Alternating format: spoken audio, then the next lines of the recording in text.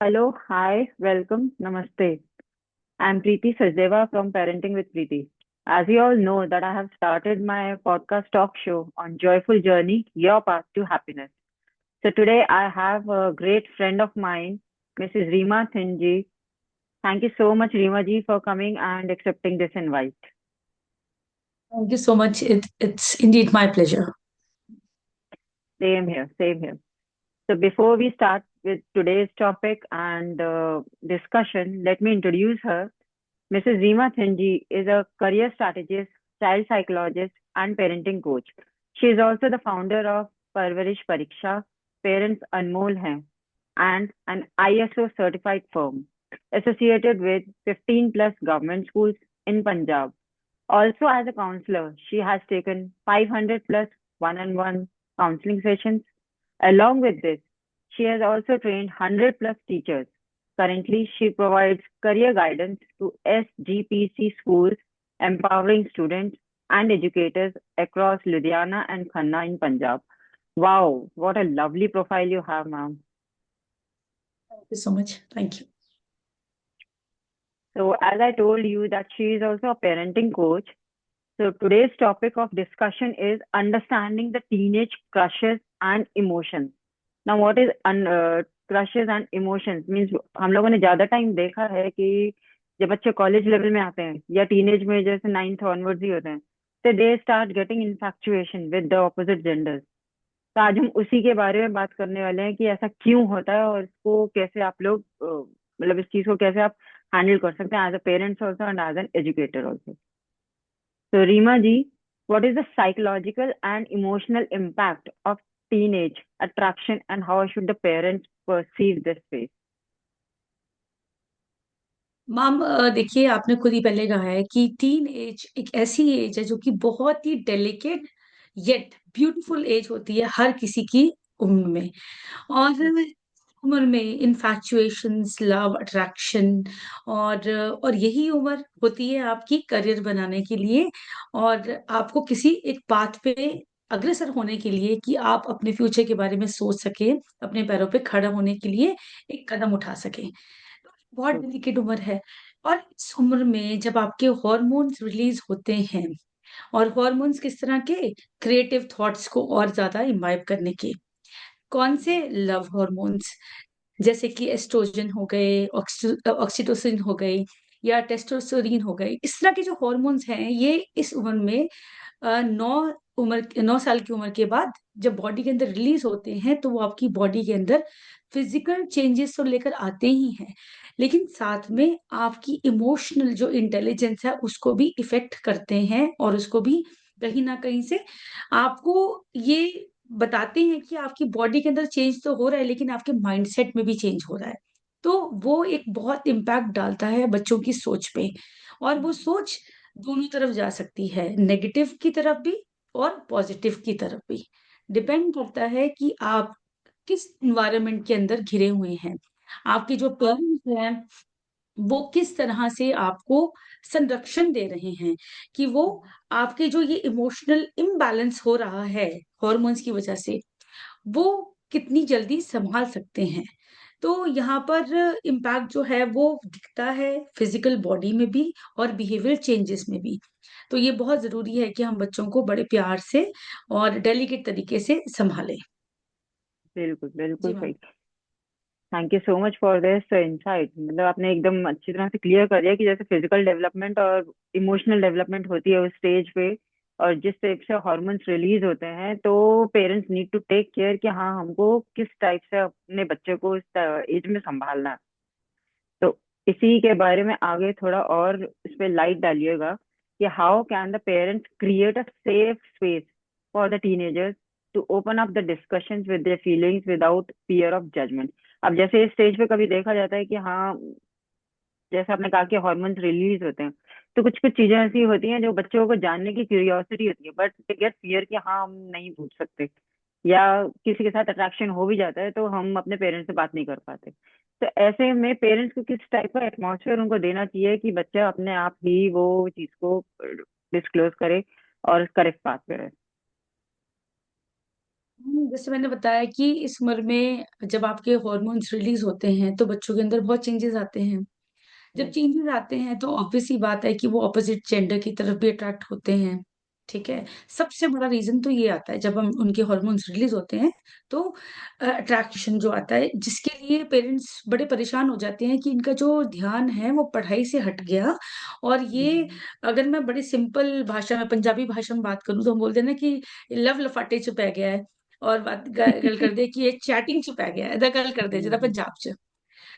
तो वो एक बहुत ही सिंपल हम घर में बात करते हैं, लेकिन अब हमें ये नहीं पता कि जो हमारा बच्चा है, ये तो इन चीज़ों का भी डिज़ायर कर रहा है क्योंकि वो उसके बस में ही नहीं है राइट। ना? वहाँ पर पेरेंट्स का एक रोल बड़ा ज़बरदस्त आता है कि वो घर में एक ओपन कम्युनिकेशन वाला एक एटमॉस्फेयर बना के रखें। अब आप बात करेंगे पेरेंट्स मेरे पास आते हैं और वो कहते हैं मैम हम ओपन बातें कैसे करें? हमारा बच्चा तो हमारे से बात ही नहीं करता।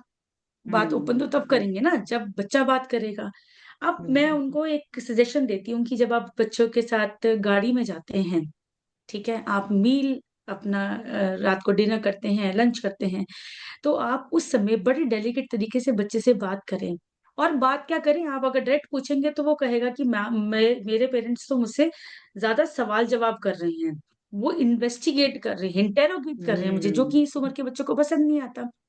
बिल्कुल। अब बात कैसे शुरू कर सकते हैं, घर का कैसे एटमॉस्फेयर बना सकते हैं? हम सभी, आप, मैं, हम सभी भी इस उम्र से निकले हैं। अगर हम झूठ बोलें अपने आप से कि हमें कभी किसी के साथ इन्फैचुएशन नहीं हुआ या अट्रैक्शन नहीं हुआ, तो मुझे लगता है ये गलत है। लेकिन अगर नहीं शेयर करना चाहते, आप फ्रेंड्स का एग्ज़ाम्पल देके, अपने सिबलिंग्स का एग्ज़ाम्पल देके, आप अपने रिलेटिव्स में से किसी का एग्ज़ाम्पल देके, केस स्टडी उठा के आप उस उम्र के बारे में बातें कर सकते हैं कि बेटे हमारे साथ भी ये सब बातें हुई थी, लेकिन हमने अपने आप को ट्रैक में रखा। तो जब आप अपनी बातें शेयर करते हैं, तो आपका बच्चा उस बात को रिलेट कर पाता है आपके साथ, बिल्कुल बातों के साथ जॉइन कर पाता है। मतलब वो उसको लगता है कि मेरे पेरेंट्स तो बिल्कुल सच बोल रहे हैं। जब हम्म। सच बोल रहे हैं और वो अपनी बातें भी मुझसे शेयर कर रहे हैं, तो मुझे भी उस उनके साथ बातें शेयर करनी चाहिए क्योंकि उनकी जो अप्रोच है, वो कोई भी जजमेंटल नहीं है।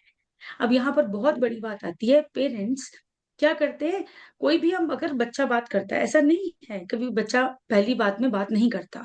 बच्चा हमेशा अपनी बात शेयर करता है। बिल्कुल। लेकिन ये पेरेंट्स हैं जो उसकी बात से एकदम जज कर लेते हैं, अरे!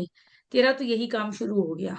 है ना? हम्म। तुम्हें तो इन बातों की तरफ तो बिल्कुल ध्यान जाता है, पढ़ने-लिखने की तरफ कह दो तुम्हें या कोई और काम कह दो, कोई घर का कोई काम कह दो, उसकी तरफ तुम्हारा ध्यान नहीं है, लेकिन हाँ, आशिकी में तुम्हारा पूरा ध्यान है। अब जब पेरेंट्स इस तरह की बात करते हैं, इस तरह के हाँ। लफ्ज़ों का इस्तेमाल वर्ड्स करते हैं, वर्ड्स, यस। तो वो उनकी एक रिस्पेक्ट जो कि इस उम्र में हर एक टीनेज चाहता है क्योंकि ना वो छोटा बच्चा है, ना वो एडल्टहुड की तरफ है। लेकिन वो रिस्पेक्ट चाहता है। जब उसको वो नहीं मिलती तो वो उसके बिहेवियरल पैटर्न्स को चेंज कर देती है। उसको आइसोलेशन में ले जाती है कि मुझे तो समझने वाला कोई है ही नहीं।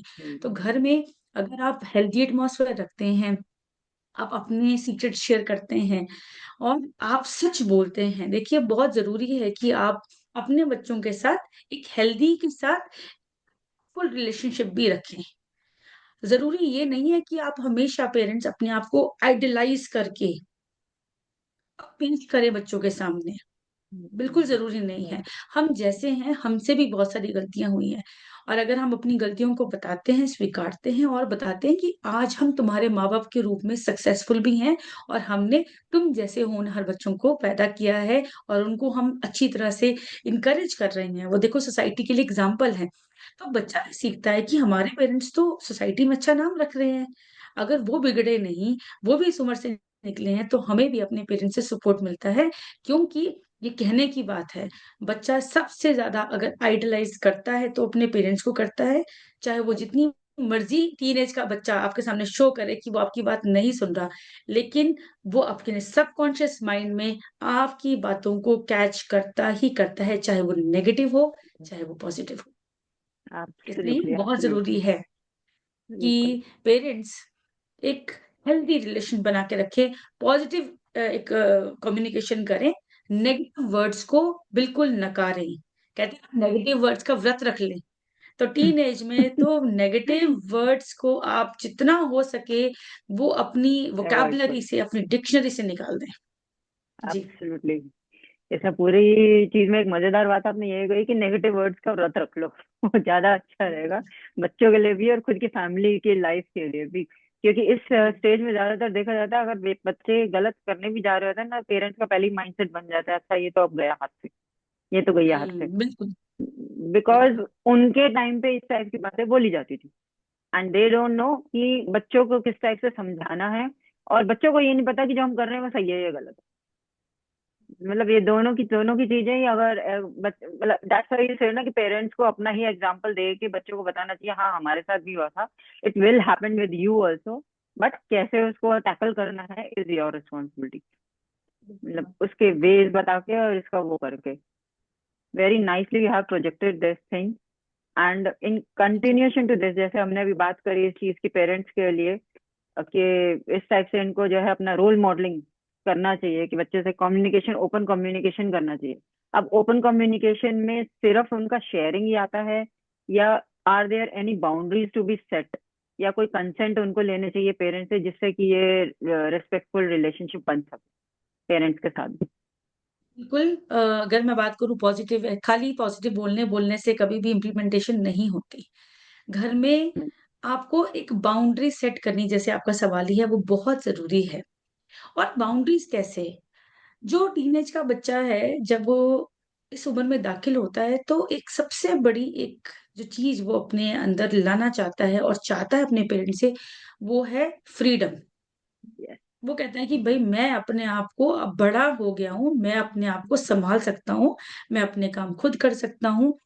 तो यहाँ पर एक पेरेंट का बहुत बड़ा रोल आता है कि वो अपने घर में सेट बाउंड्रीज़। अब वो बाउंड्रीज़ क्या, लक्ष्मण रेखा तो कैसे खींचेंगे? राइट। लक्ष्मण रेखा होती है जब हम बच्चे को ये बताते हैं कि तुम क्या कर सकते हो और क्या नहीं कर सकते, और जो नहीं कर सकते वो वाक़ई नहीं कर सकते। अब वो क्या चीज़ें होती हैं, जैसे आपने डूज़ और डोंट्स की मैं बात करूँ, सर्टेन टाइप की क्लोथिंग पसंद करता है, ठीक है? वो चाहता है कि वो थोड़ा-सा मेकअप अपने साथ, जैसे यंग गर्ल्स हैं, उनके अंदर एक डिज़ायर होती है कि वो हल्का-सा सुंदर लगे, क्योंकि टीनेज में आपको बॉडी में बड़े चेंजेस आते हैं, तो आपका अट्रैक्शन एक होता है कि आप बॉडी को सँभाल के रखें, सुंदर दिखें, आपको लोग एप्रिशिएट करें, ठीक है? तो एक सबसे बड़ी है कि क्लोथिंग आपके लुक्स को लेकर, अगर बच्चा किसी टाइप का उसको चाहत है कि मैं सर्टेन टाइप ऑफ क्लोथ्स पहनूं, कलर्स का कोई कपड़ा पहनूं, उसका कोई ऐसे फ्रेंड्स बनाना चाहता है कि जो जो जेंडर डिस्क्रिमिनेशन से परे है, तो आपको उन चीजों पे बच्चों पे रोक नहीं लगानी चाहिए। अगर आपके घर में वो अपने फ्रेंड्स को बुलाना चाहता है, तभी भी आपके ऊपर एक फ्रीडम होनी चाहिए उनको कि आप बुलाइए, आप उनको एंटरटेन भी करें और उनको देखें भी कि उनका सर्कल किस तरह का है, ताकि एक हेल्दी एटमॉस्फेयर मिले, एक फ्रीडम मिले, ठीक है? अगर आप कहीं बाहर जाना चाहते हैं, पार्टी करना चाहते हैं, बर्थडे पे किसी को बुलाना चाहते हैं, तो वहाँ पर भी आपकी पूरी फ्रीडम होनी चाहिए। अगर वो वन डे टूर जा रहे हैं, तो वो भी आपको देखना है कि टीचर्स के साथ हैं, या वो जो उनका कोई इस तरह का सिक्योरिटी साइड जो है, वो पूरा आपको अगर देखते हुए उनको फ्रीडम देनी चाहिए कि आप जा सकें। लेकिन अगर आपको लगता है कि आपका बच्चा आपके कोई भी सोशल नॉर्म्स को, आपके किसी भी ऐसे बैरियर जो आपने अपने लिए, सोसाइटी के लिए बनाया हुआ है कि मैं इससे बाहर नहीं जाते। अब बहुत सारे घरों में अल्कोहल का सेवन नहीं होता, और बच्चों को ये पता होता है कि हमारे घर में माँस का, अंडे का या शराब का सेवन नहीं होता। तो वो उनके घर में सेट बाउंड्रीज़ है कि हमारे घर में इन चीज़ों की इस खान-पान नहीं होगा, तो नहीं आप होगा। भी अलाउ नहीं करते। आपके अगर फ्रेंड्स भी आते हैं, तो हम भी उनको भी ये चीज़ नहीं डिलीवर करेंगे। इसके अलावा कोई भी आप, तो ये आपकी सेट बाउंड्रीज़ हो गई। आपको पता है कि आपके घर में 9 बजे के बाद या 7 बजे के बाद आप बाहर जाना अलाउ नहीं करते। तो बच्चे को पता होना चाहिए कि 7 ओ क्लॉक के बाद मैं बाहर पार्टी से मुझे वापस आना ही है, और मुझे इस चीज़ की एक्सेप्टेंस अगर मिली है, तो मुझे इसको शो भी करना है। वो आपने बता दिया। अगर आपको लगता है कि एकेडमिक्स रिजल्ट्स, अगर बच्चे का एक सर्टेन है कि बच्चा अगर कहता है कि मम्मा मैं अच्छे आपको स्कोर लाके दूँगा, और बच्चे को अगर हमने रिस्पेक्ट किया, ओके आप सेल्फ स्टडी कर रहे हो, कोई बात नहीं। तो आपने बता दिया उनको सर्टेन जो भी आपके घर का एक मापदंड है, कितना भी वो मैं उसको एकेडमिक स्कोर की तरफ नहीं जाती, लेकिन आपने बता दिया कि हमें इस परसेंटेज से नीचे नहीं जाना। बहुत सारे ऐसे घरों में ये चलन है कि वो इस चीज़ को रिवॉर्ड में भी देते हैं कि अगर आप इतना लेकर आओगे परसेंटेज पुश करने के लिए, तो आपको आगे भी इस चीज़ का रिवॉर्ड दिया जाएगा। इनको एक्नॉलेजमेंट इनको दी जाती है। बिल्कुल। अब आपको लगता है कि कोई ऐसा अब्यूसिव लैंग्वेज, ठीक है।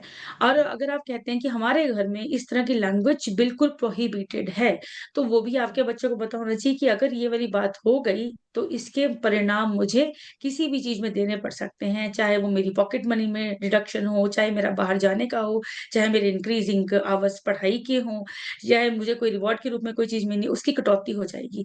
तो इसलिए Right. बाउंड्रीज़ होना बहुत ज़रूरी है। सिबलिंग के साथ अगर आपका कैसा रिलेशन है, शेयरिंग आप कितनी करते हैं घर में, ठीक है? कम्युनिकेशन किसी घर में सेट रूल्स होते हैं कि अगर आपके रिलेटिव्स आ रहे हैं, तो आपको उनको सर्व करना है, ठीक है? Right. आपने हेल्प करनी है, वो भी एक सेट आपका रूल्स है। संडे वाले दिन आपने गार्डनिंग में हेल्प करनी है, ठीक है? व्हीकल्स को धोना है आपको, अपनी अलमीराज़ वगैरह वो सेट करनी है और आपके वॉशरूम्स वगैरह वो आपको क्लियर करने हैं। तो एक्टिविटीज़ होती हैं, ये आपकी सेट बाउंड्रीज़ होती हैं, उससे बच्चे के अंदर एक वैल्यू एनकरेज होती है कि हमें अपना काम भी खुद करना है, जेंडर इक्वालिटी भी घर में आती है और एक बच्चे को रूल्स पता चलते हैं कि मेरे घर में ये रूल्स हैं, मुझे इनसे बाहर नहीं जाना और एक रिस्पॉन्सिबिलिटी का एहसास होता है। अगर बच्चा फ्रीडम माँग रहा है, तो बच्चे को रिस्पॉन्सिबिलिटी भी दी जाती है और वो अगर रिस्पॉन्सिबिलिटी करता है, तो उसको अपने आप पता चलता है कि मैं अब बड़ा हो गया हूँ और मुझे रिस्पेक्ट भी अगर चाहिए, तो मुझे अपनी रिस्पॉन्सिबिलिटी पे खरा उतरना ही होगा। जी मैम। Absolutely, absolutely. ये तो आपने पूरा मतलब इस चीज को बैलेंस करके अच्छी तरह से समझा दिया कि आपको फ्रीडम भी चाहिए तो आप फ्रीडम भी लो, बट एक सर्टेन लिमिट्स के साथ। इसके साथ की लिमिटेशंस भी आपको मिलेंगी, और वो लिमिटेशंस भी एक्चुअली लिमिट्स नहीं होती, वो उस टाइम पे बच्चे को शायद लगता भी होगा कि हाँ हमारे लिए ये लिमिटेशन है, बट बाद में जाकर उनको समझ में आता है कि दीज वर द लर्निंग, कि हमको रिस्पॉन्सिबल बनाने के लिए या हमें डिसीजन मेकिंग पावर वो सिखाने के लिए वो सब चीजें हमारे ऊपर डाली हुई हैं। उस स्टेज पे जैसे इतने इमोशंस इनके फ्लक्चुएट करेंगे और वो सब चीजें होती हैं, तो they I think they don't even understand उस टाइम पे कैसे, इसलिए आपने बोला कि ओपन कम्युनिकेशन होना बहुत जरूरी है। एंड आई थिंक इसके अंदर we can add this also कि संडे बैठ के पूरी फैमिली ही आपस में बैठ के डिस्कशन करे कि क्या आपकी लिमिट्स हैं और क्या आपके डूज और डोंट्स हैं, ताकि एक बैलेंस इनके अंदर सेट हो पाए उस चीज का। एंड देन नेक्स्ट वीक फिर आप उसका फॉलो अप भी लीजिए। अच्छा ये अच्छा किया उसका ये रिवॉर्ड है, ये गलत किया उसका ये पनिशमेंट भी है। जी मैम, वेरी बिल्कुल। Nice, very nice. इसके साथ आप मुझे ये बताइए कि how can the parents help the teenage to balance their emotions and focus on the academics and responsibilities. अब ये तो हो गई बात इनको सिखाने की। अब जैसे आपने एकेडमिक्स की बात करी, तो उसके अंदर और इन सब चीजों में हम बैलेंस कैसे ला कर दे सकते हैं? देखिए एक बहुत एक देखने को आया है, मेरे पास केसेस भी आते हैं इस तरह की एकेडमिक्स के खासकर, जैसे मैंने आपको पहले ही बताया कि यही उम्र आपके कुछ बनने के होते हैं, 9, 10th, 11, राइट। 12th, यही करियर के लिए होते हैं और यही आप आपको आपके जो हार्मोनल रशेस होते हैं वो इतने इंक्रीज होते हैं कि आप अट्रैक्ट भी होते हैं। आप राइट। पेरेंट्स बोलते हैं कि अमूमन मैम क्या करें कि बच्चा एकेडमिक्स की तरफ भी पूरा का पूरा तवज्जो दे। अब क्या हो सबसे बड़ा आजकल के दौर में जो एक मिडिल एज का अगर हम देखा जाए, सोसाइटी देखा जाए, अब कोचिंग सेंटर में जब बच्चे पढ़ते हैं, स्कूल में पढ़ते हैं, ज़्यादातर स्कूल्स को-एड है, ठीक है? अब वहाँ पर भी रोटेशन होती है या आप बॉयज़ एंड गर्ल्स को इकट्ठा बिठाते हैं। अगर नहीं बिठाते तो जब मेरे स्कूल्स में सेशन होते हैं तो मैं ये कोशिश करती हूँ कि मैं ये उनको बताऊँ कि आप बचपन में अगर रोटेशन होती थी और हम जेंडर इक्वालिटी के लिए हम्म। दोनों को एक साथ बिठाते थे, तो वो बड़े होकर भी ये चीज़ें होनी चाहिए। होनी क्योंकि हम चाहिए। खुद ही बच्चों को बोल रहे हैं कि गर्ल्स अलग हैं, बॉयज़ अलग हैं और उनके अंदर एक फ्रेंडशिप, एक इक्वालिटी और एक जेंडर जो एक होता है ना कि आप सिर्फ हम अट्रैक्शन के थ्रू देखते हैं, उसको लेके वो फ्रेंड्स के रूप में देखें कि ये मेरा फ्रेंड है, चाहे वो और जब बात होती है कि कैसे एकेडमिक्स की तरफ बढ़ाया जाए, उसमें मैं ये बोलती हूँ कि आप कोचिंग सेंटर में भी होते हैं, आप स्कूल में भी होते हैं, आप ट्यूशन में भी हैं या आप रिलेटिव्स में आपके आते हैं कोई भी, तो आप जितनी ओपन बात करना चाहें, उनको खुला छोड़ें कि तुम बात करो। उनके दिमाग में अगर ये डालेंगे कि भई लड़का और लड़की के अंदर सिर्फ अट्रैक्शन नहीं होती, दोस्ती भी होती है, वो बड़ी हेल्दी दोस्ती होती है। दोस्ती राइट। विचारों का आदान-प्रदान। आप जब बिल्कुल। थॉट्स करते हैं, देखिए एक गर्ल की जो माइंडसेट है वो एक तरीके से डेवलप हुआ है, बॉयज का माइंडसेट एक तरीके से डेवलप हुआ है, लेकिन जब वो दोनों बैठते हैं और आपस में डिस्कशन करते हैं, आपस में बात करते हैं, तो बच्चों को पीयर्स से ज्यादा पता चलता है। तो हाँ। एकेडमिक्स में भी लड़कियां, कहने को बात होती है, काफी सिंसियर होती हैं, पढ़ती बहुत ज़्यादा हैं, और लड़कियाँ हम्म। अमूमन कहते हैं कि एक जगह पे बैठ नहीं पाते। जब आप ऐसी एटमॉस्फेयर बनाते हैं कि आपके फ्रेंड्स आ पा रहे हैं घर पे, डिस्कशन कर पा रहे हैं, इकट्ठे पढ़ पा रहे हैं, ठीक है? आप ऑनलाइन एक-दूसरे को समझा पा रहे हो, ठीक है? आप किसी के घर जा पा रहे हो, किसी को अपने घर बुला पा रहे हो, तो बच्चों के अंदर वो अट्रैक्शन से हट के एक चीज़ आती है कि हमें आगे बढ़ना भी है। हमें करियर के बारे बिल्कुल। में भी आगे सोचना है। तो राइट। इसलिए चीज़ को कुछ हमारे अपने अंदर ये चीज़ है कि अरे लड़का और लड़की बैठे हैं तो इन्होंने और कोई बात नहीं करनी, ये इश्कबाज़ी कर रहे हैं। नहीं, जबकि मेरे साथ जब बच्चे में जो मेरे संपर्क में हैं, ग्रुप में जो बच्चे हैं, हम लोग बच्चों के साथ अपने विचार, लड़कियों का होता है कि सेल्फ एम्पावरमेंट, फाइनेंशियल इंडिपेंडेंस, लड़कों को होता है बिज़नेस करना है हमने। हमने भी अपने पैरों पे खड़ा होना है, पैसा कमाना है, रुतबा कमाना है, एजुकेशन अच्छी लेनी है। तो जब आप ऐसा काम करते हैं, तो बच्चे अपने थॉट्स आपस में एक्सचेंज करते हैं। तो उनका जो थॉट है ना, वो हट जाता है, उनको ट्रैक मिल जाता है। नदी को आप नदी का पानी जो है, अगर आपने सूखी धरती की तरफ करना है, तो उसका मोड़ करना पड़ेगा, और अगर मोड़ करना है, बिल्कुल। तो वो कैसे होते हैं, यहाँ पर आपके विचार मोड़ लाते हैं। विचार तब मोड़ लेकर आते हैं, जब आप ये सिखाते हैं कि लड़का और लड़की सिर्फ सेक्सुअल अट्रैक्शन से ऊपर एक रिश्ता है, जो कि आपको ये बताता है कि इंसान इंसान के रूप में पैदा हुआ है, इसको सिर्फ अट्रैक्शन के रूप में मत देखो, ये भी देखो कि आप क्या सीख सकते हो उनसे। तो ये एकेडमिक्स में भी मदद करते हैं। पेशेंस से मदद करते हैं। लड़कियाँ जो है वो उनके अंदर पेशेंस ज़्यादा होता है, ठीक है? वो थोड़ा-सा ठहराव होता है, बॉयज़ के अंदर भी है ये सब चीज़ें। जो जेंडर एक चीज़ आती है वो कहीं न कहीं आती है, और जो बॉयज़ हैं, क्योंकि वो बाहर बहुत घूमते हैं, बाहर जाते हैं, उनके बहुत दोस्त बने होते हैं, ठीक है? थोड़े-से ओपन होते हैं, बोल्ड कह सकते हैं अगर होते हैं, तो वो आपस में आप जब बात करते हो तो वो एक्सचेंज ऑफ थॉट्स होता है, और वो कहीं न कहीं आपको बढ़ाता है, एकेडमिक स्कोर्स में भी मदद लेकर आता है। और अदरवाइज़ आप करियर काउंसलिंग करवा सकते हैं, पेरेंटिंग काउंसलिंग करवा सकते हैं, जो एक्सपर्ट हैं, ताकि उनको अपॉर्च्युनिटीज़ के बारे में पता चले। Yes. Yes, it's very nice this you have said about कि हाँ हम कैसे बॉयज और गर्ल्स को एक इक्वल उस पे रख के, और ये बहुत अच्छी चीज शेयर करी आपने कि आज के टाइम पे जैसे ज्यादातर 9th ऑनवर्ड देखा जाए ना, स्कूल में बॉयज और गर्ल्स को अलग बिठा देते हैं। मतलब कर स्टार्टिंग देते से हैं। ही आप फाउंडेशन स्टेज से सिखा रहे हो कि हाँ दोनों के दोनों इक्वल हो, और बाद में जाके आप उस चीज को डिफरेंशिएट कर देते with your own limited mindset कि हाँ ये आगे जाके बैठ गए इकट्ठे तो फिर कुछ ना कुछ मतलब गलत ही करेंगे। इस चीज के लिए मेरे को एक मतलब openly I am asking this question कि कुछ सेंसिटिव चीजें होती हैं जिसके लिए पेरेंट्स भी घबराते हैं बात करने में, एंड इवन स्कूल में भी नहीं बात की जाती। क्या ये चीजें होनी चाहिए? मतलब क्या ऐसा कोई तरीका है जिससे हम बच्चों को अवेयर करके फिर हम उन्हें बोलें कि हाँ आपके पास ये लिबर्टीज है और ये आपकी लिमिट्स हैं, और आप अपना मतलब बॉयज और गर्ल्स जो है आप एज अ फ्रेंड रहो और अपने करियर पे ध्यान दो, क्योंकि जिस टाइप हम से आपने बिल्कुल हॉर्मोन्स ये गिनाए ना, तो हुँ। उसमें मेरे को लगता है कि ऐसी ऐसी चीजों की नॉलेज देनी जरूरी है। बट पेरेंट्स जो है ना इसके अंदर अपने आप को खींच लेते हैं, पीछे खींच लेते हैं, नहीं नहीं अभी ये स्टेज नहीं है बताने की, अभी ये स्टेज नहीं है वो करने की। तो आप क्या कहना चाहोगे इसके लिए? मैम आपका बहुत अच्छा सवाल है। अभी ये हाल-फिलहाल में मेरे 2 स्कूल्स में एडोलेसेंस और साइबर क्राइम, साइबर सिक्योरिटी के सेशंस हुए थे। हम्म। और स्कूल्स में मैं जैसे आपने बताया करियर काउंसलर हूँ, स्ट्रैटेजिस्ट हूँ, तो करियर के ऊपर तो हम बात करते ही हैं। लेकिन जो टीनेज में मेंस्ट्रुएशन साइकिल हो गया, प्यूबर्टी जब हिट करती है, इसके बारे राइट। में ज़्यादातर इस इन टॉपिक को टैबू माना जाता है। Parents hesitate right. करते हैं कि हम कैसे बात करें।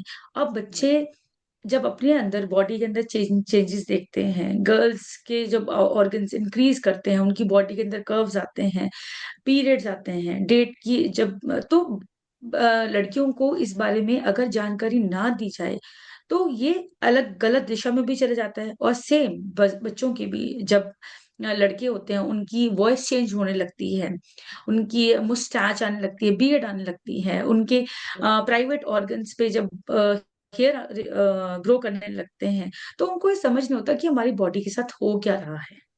और अगर उनको उस समय गाइडेंस ना दी जाए, तो वो कहीं ना कहीं से तो गाइडेंस लेंगे। अब गाइडेंस कहाँ से लेंगे? या वो अपने फ्रेंड से पूछेंगे, और पीएस से पूछेंगे तो पीएस को भी जितनी की नॉलेज है वो उतनी ही देंगे। और उतनी अगर बताएंगे। नहीं मिलती तो वो उठाते हैं अपना फोन, जो कि हम्म। एक बहुत ज्यादा डेंजरस चीज है।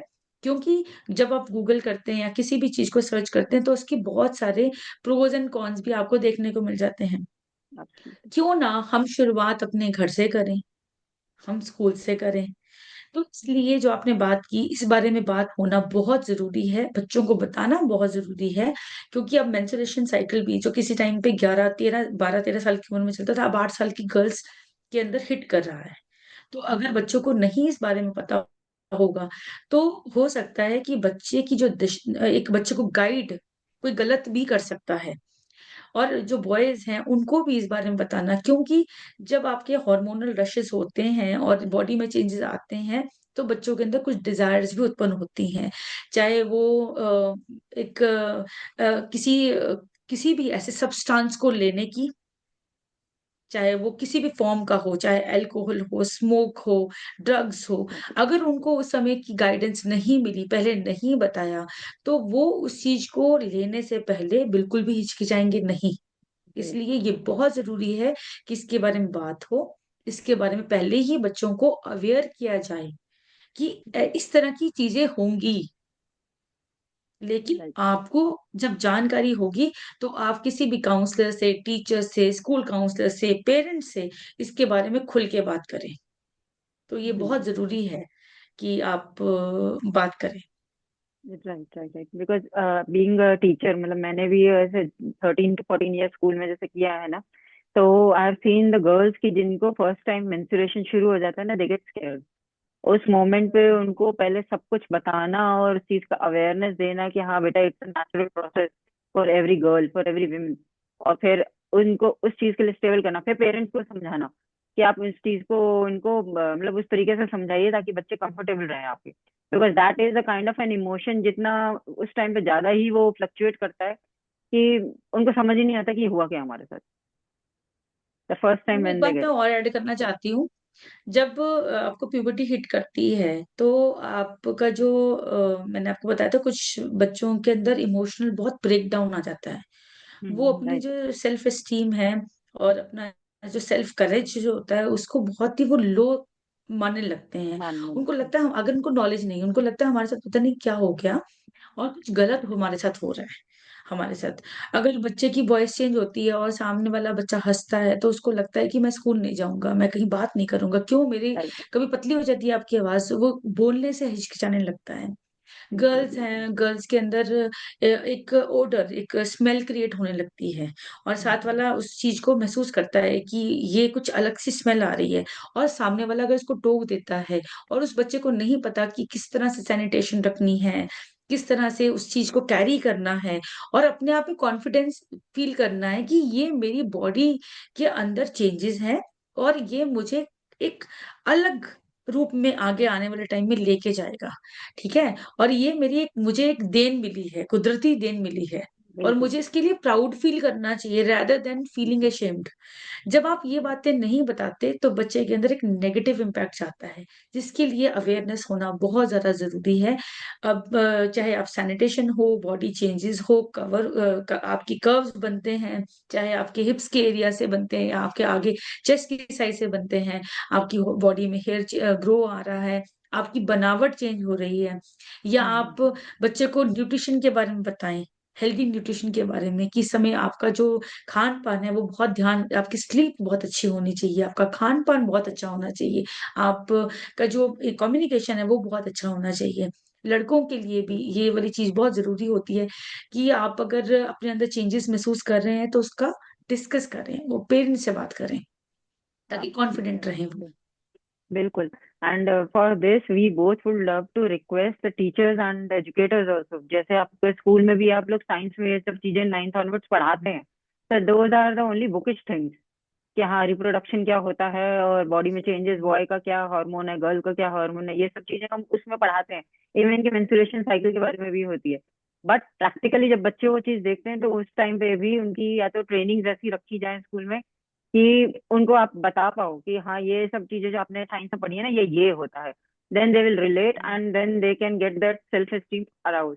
और उस टाइम पे उनके पेरेंट्स को भी ये चीज के लिए अवेयरनेस दी जाए, मतलब पेरेंटिंग के लिए तो अलग ही सेशन रखे कि पेरेंट्स को अवेयरनेस दी जाए कि हाँ बच्चों को आपका सपोर्ट पहला चाहिए, रादर देन फ्रेंड्स या टीचर्स या कोई, पहला सपोर्ट आप ही का ही चाहिए वो। So this is a very wonderful and thank you so much Reema ji for this open discussion, because I have seen कि most of the people don't even, मतलब हमारी एज में भी मतलब इतना शाय फील करेंगे ना इस चीज को बात करने के लिए कि they don't know how to project. But thank you so much and it's a great honor for me that I have asked you this question and I have clarified it very beautifully. So अब thank you as so we much have come to bit end of this session, तो आपकी तरफ से कोई 3 take Awez बताइए या इस type से वो बताइए कि जिसमें अब जैसे ये स्टेज पे ऐसी कौन सी प्रॉब्लम्स आ सकते हैं जिसमें प्रोफेशनल गाइडेंस की जरूरत पड़ सकती है पेरेंट्स को फॉर देयर बच्चे। मैम। अगर अगर जैसे आपने बोला कि पेरेंट्स को क्या एक जानकारी दी जाए, अगर आपको लगता है कि ये सब बातें होने के बावजूद भी आपका बच्चा आइसोलेशन में है, आपका बच्चा बात करना उसने बंद कर दी है, वो अपने एकेडमिक्स उसके स्कोर्स नियमित रूप से नीचे आ रहे हैं, आपको लगता है कि उसकी जो बॉडी है वो थिन हो रही है, पतली हो रही है, उसकी न्यूट्रिशन और कहीं न कहीं वो सोशल सर्कल में कहीं भी जाना नहीं चाहता, हर जगह पे मना कर रहा है। स्पोर्ट्स में उसकी या कोई भी जिस चीज़ में उसको हॉबी थी, जिस चीज़ के लिए वो बहुत एक्साइटेड रहता था और उस चीज़ में वो बिल्कुल भी अपना इंटरेस्ट नहीं दिखा रहा।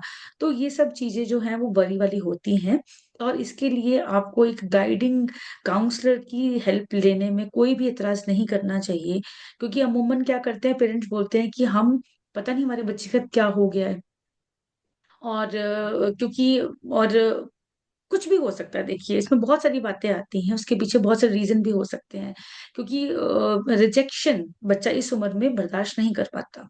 क्या पता किसी लड़की के साथ उसको रिजेक्शन हो, क्या पता उसकी थिन बॉडी को लेकर उसको बुली किया जा रहा हो, क्या पता उसके एकेडमिक स्कोर्स को लेकर उसको कहा जा रहा हो कि यार तुम तो बिल्कुल नालायक हो, नकारा हो, निकम्मे हो, इस तरह के वर्ड्स अगर हम यूज़ करते हैं एग्री। स्कूल्स में, किसी टीचर ने यूज़ कर ली, तो बच्चा इस इन बातों को अपने साथ बहुत हिट करता है और वो किसी से शेयर नहीं करता क्योंकि ही और शी फील्स वेरी इंसल्टेड कि मैं अगर बात भी करूंगा तो मेरे बारे में फिर ये कोई बात बनाएंगे। तो वो अगर इस तरह की बातें सामने आती, कोई लक्षण सामने आते हैं तो आप जरूर काउंसलर को, डॉक्टर से सलाह लें और उनकी काउंसलिंग करवाएं ताकि वो उसके अंदर कॉन्फिडेंस बिल्ड कर सके कि ऐसा होना बहुत बहुत नॉर्मल है। ये एक फेज होता है जीवन का और इस जीवन के फेज को हम बड़ी खूबसूरती से निकाल सकते हैं। तो आप और अगर करियर से लेकर बच्चे को पीयर प्रेशर होता है कि मेरा आगे क्या बनेगा, पेरेंट्स कभी-कभी बहुत रिनोन्ड फैमिली से होते हैं, बहुत पढ़े लिखे होते हैं, लेकिन बच्चे का इंटरेस्ट क्रिएटिव फील्ड्स में होता है, वो नहीं समझ पाते। वहाँ पर भी अगर आप करियर काउंसलर का मदद लेते हैं, तो बच्चे को एक बहुत अच्छा पाथ मिलता है कि मैं करियर, नाम, पैसा, रुतबा सभी अपने इंटरेस्ट को, अपने एप्टीट्यूड, अपनी पर्सनैलिटी को मद्देनज़र रखते हुए अपना सकता हूँ और पेरेंट्स को भी इसकी पूरी गाइडेंस मिलती है। इसलिए किसी भी तरह की अगर कोई हेल्प लेनी हो तो उसमें हिचकना नहीं चाहिए। नहीं चाहिए, बिल्कुल सही। अब ज्यादातर जैसे पेरेंट्स होते हैं ना इस टाइम पे, जैसे आपने बोला कि बच्चे कभी साइलेंट हो जाते हैं, कभी कुछ बात नहीं कर पाते हैं या वो, तो उनका पर्सपेक्टिव ऐसा बन जाता है जरूर कुछ गलत किया, कुछ ना कुछ तो हुआ है, ये तभी छुपा रहा है, ये तभी कुछ बोल नहीं रहा, and they get more tensed more aggressive और फिर वो बातें उस तरीके से जा ही नहीं पाती। तो it's our request for the parents also कि आप लोग जो है पहले खुद उस मोमेंट पे अपने आप को काम डाउन करके बच्चों के साथ बात करके देखिए कि क्या प्रॉब्लम क्या है। हो सकता है कोई प्रॉब्लम कुछ भी ना हो सकता है जो उसको लग रहा हो वो चीज उनके लिए इतनी बड़ी हो लेकिन आपके लिए वो चीज छोटी थी। तो इट्स बेटर कि आप लोग पहले आपस में बात करिए। और जैसे रीमा जी ने सारे इतने अच्छे अच्छे सजेशंस दिए हैं कि हाँ आप लोग काउंसलर से बात कर सकते हैं, कुछ चीजें ऐसी होती हैं जो पेरेंट्स ओपन अप नहीं हो पाते बात करने के लिए, तो counsellors are there, professional counsellors are there जो इन चीजों के लिए बहुत ही आराम से एकदम सिंपल वे में आपके बच्चों को समझा पाएंगे कि कैसे आपको इस सिचुएशन से हैंडल करना है, कैसे इस सिचुएशन से आउट आना है। तो thank you so much Reema ji for coming and 3 चीज़ें मैम 3 चीज़ें जाते वक़्त बस मैं आपको बोलूँगी। एक श्योर श्योर रिस्पेक्ट प्लीज। एक राइट। रिस्पेक्ट अगर आप बच्चे को दें, एक हेल्दी कम्युनिकेशन और एक non judgemental approach.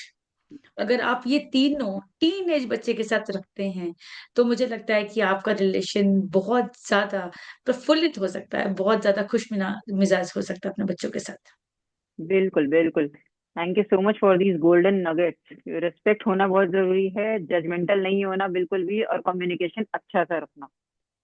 So with this, I take off from this talk show also. And thank you so much, Reema ji, once again for coming and giving this beautiful insight. और मुझे लगता है कि हमारा ये talk show जो है ज्यादा से ज्यादा लोगों तक हेल्प भी करेगा। I will be sharing this recording on YouTube. मैं इनको टैग भी हर जगह करूंगी। If you have any query regarding this stage, कैसे चीजों को हैंडल करना है, you can contact her freely. So thank you so much for coming. Thank you so much ma'am, it's my pleasure. Thank you so much. Thank you. Same here, same here.